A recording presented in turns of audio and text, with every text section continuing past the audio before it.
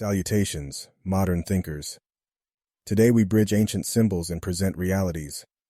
Come with me on a journey through the veil of apocalyptic literature, where we decode its profound metaphors. Our age is no stranger to tales of impending doom. But what if, like Revelation, they're not prophecies but reflections of societal tides? Apocalyptic literature has always been a tapestry of symbols, not predictions. Its purpose? To comment on contemporary challenges, using the veil of metaphor. Empires and systems, from Rome to the revolutions of France, and even today's globalized world, all face cyclical shifts. Could Revelation's mysterious symbols have been early commentaries on such societal dynamics? Consider the four horsemen, often feared as heralds of destruction. Yet what if they represent timeless challenges? Wars, hunger, inequities, all recurring motifs in our shared human story. Rome, at its pinnacle, might have felt invincible. Yet it waned, much like some argue our modern cities with their vast complexities might. Are these cities with their towering skyscrapers our contemporary Babel, a testament to both our ambition and our vulnerabilities? And economic collapses, not unique to our age, are they not reminiscent of John's allegory of a grand merchant city's fall in Revelation? Now let's take a look at apocalyptic visions, dragons, beasts, and cosmic battles. Literal end-of-world events, or insightful allegories on the fate of empires. History tells us empires rise but inevitably fall. Rome, with its grandeur, wasn't exempt. Revelation's beast with its 7 heads may well symbolize the 7 hills of Rome and the vulnerabilities of its sprawling domain.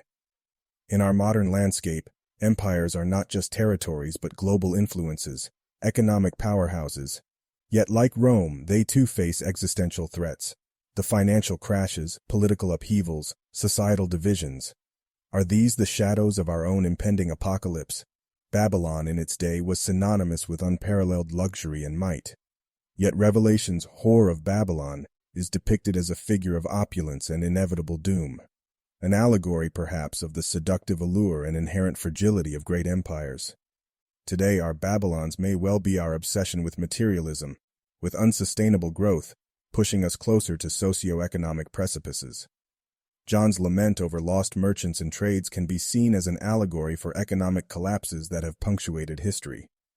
Empires not just built by armies but by commerce, and often their decline starts in their marketplaces. Even now, in our globalized world, the heartbeats of our modern empires can falter, leading to economic domino effects worldwide. From ancient parchments to digital screens, the stories remain eerily similar. The Book of Revelation, my astute audience, isn't a doomsday prophecy, but a timeless commentary on the cyclical nature of human ambition and its eventual reckoning. Empires rise, empires fall. In understanding this rhythm, perhaps we can chart a more enlightened path forward. Until our paths cross again in the corridors of knowledge, contemplate, reflect, and act wisely. Now, we will delve into a modern theory, the fourth turning, and muse upon its resonance with the cyclical narratives of empires. The fourth turning, as posited by Strauss and Howe, delineates history into generational cycles, each lasting roughly 80 years, encompassing growth, maturation, entropy, and rebirth. High, awakening, unraveling, crisis. These are the stages that civilizations endure, akin to seasons in a year. Ancient Athens experienced a high during its golden age, then came the Renaissance's awakening. The years leading up to the French Revolution, unraveling, and the tumultuous days of World War II echo the crisis phase. Today we're arguably amidst a crisis turning. Technologies that unite and divide us, socio-political upheavals, environmental conundrums. Could these be harbingers of a forthcoming high or a renaissance? Empires like Rome experienced these cycles. Prosperity was often succeeded by discord, leading to rebirth or obliteration. Modern nation-states, too, face similar crossroads. Overlaying the lifelines of empires atop the fourth-turning cyclical model, we witness uncanny synchronicities. Are we, then, simply players in history's recurring theater? As past and present intertwine, we must ask, can understanding these cycles empower us to navigate tomorrow's uncertainties better? Only by looking back can we truly move forward with wisdom. Prophets, nomads, heroes, artists. These are not mere titles but forces that have breathed life or heralded the dusk of mighty empires. Visualize ancient Greece, philosophers, our prophets, charting intellectual courses, the nomadic soldiers guarding Athenian frontiers, heroic statesmen steering societal evolution, and artists the likes of Sophocles shaping the Grecian soul. Juxtapose this with the 20th century, visionaries like Martin Luther King Jr., echoing prophetic wisdom, nomadic warriors defending ideals in global wars, heroic leaders rebuilding post-war societies, and artists, now digital influencers, molding societal ethos. The might of the Persian Empire saw nomads neglecting their roles, leading to internal decay, much akin to modern societies facing economic recessions and ideological divides. Rome, in its zenith, had heroes like Augustus shaping its golden age. But as it waned, prophetic voices foresaw its impending doom. Today's metropolis, a mirror to these ancient empires, has its own generational players. Can we discern their roles and foresee our trajectory? In the grand theater of civilization, each generation plays its part. To grasp our future, we must comprehend the roles of our past. Reflect, for in patterns destiny unfolds. Conclusion.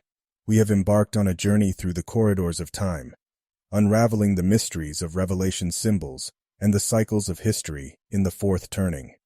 Now, let us pause to reflect on the magnitude of what we've discovered and the new perspective it provides on the Book of Revelation. We began by exploring the ancient hills of Rome and their echoes in the modern architecture of Washington, D.C., uncovering how the landscape itself bears witness to the cyclical nature of empires. We have seen the four horsemen gallop through history, riding again in our present-day challenges of war, famine, and political strife. The fourth turning has provided a blueprint for understanding the rise and fall of empires, connecting the dots from ancient civilizations to our contemporary world. Through this lens, the apocalypse unfolds not as a fiery end, but as a cyclical change, marking the transition from one era to another. Metaphors abound in Revelation, each a guidepost on our journey. The lamb, the seals, the bowls, the trumpets, all these have found resonance in our human story. The seemingly cryptic language of the sacred text reveals itself as a timeless portrayal of human triumphs, tragedies, and inevitable transformations. Generational archetypes breathe life into our narrative, allowing us to see how patterns repeat across history. The leaders, the rebels, the guardians, each plays a role in shaping the destiny of nations, reminding us that history does not merely happen, but is molded by human hands. In conclusion, this new perspective on Revelation is not a prophecy of doom, but a beacon of understanding. It illuminates our path, invites us to recognize the cycles within our lives, and challenges us to shape the future. Our history is a tapestry, intricately woven with threads of wisdom, waiting for those with the courage to decipher it. May this exploration inspire you to see the Book of Revelation and our world's history in a new light, recognizing the cyclical patterns that connect us all.